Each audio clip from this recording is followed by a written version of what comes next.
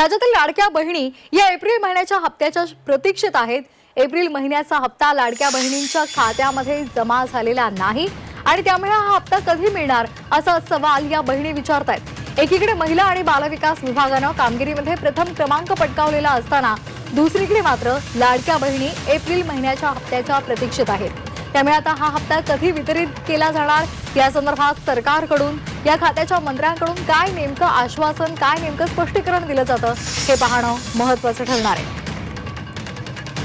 लाडक्या बहिणींना अद्यापही एप्रिलच्या हप्त्याची प्रतीक्षा आहे। अक्षय्य तृतीयेला हा हप्ता मिळेल अशी त्यांना अपेक्षा होती, मात्र अक्षय्य तृतीया होऊन गेली तरी सुद्धा हप्ता खात्यामध्ये जमा झालेला नाहीये। त्यामुळे हा हप्ता, हे पैसे नेमके कधी मिळणार असा सवाल या लाडक्या बहिणी करतात। या संदर्भात अधिक माहिती घेणार आहोत आमच्या प्रतिनिधी सीमा आढे यांच्याकडून। सीमा, अक्षय्य तृतीयेला हाती पैसे येतील असं लाडक्या बहिणींना वाटलेलं होतं, मात्र त्यांचा भ्रमनिरास झालेला आहे।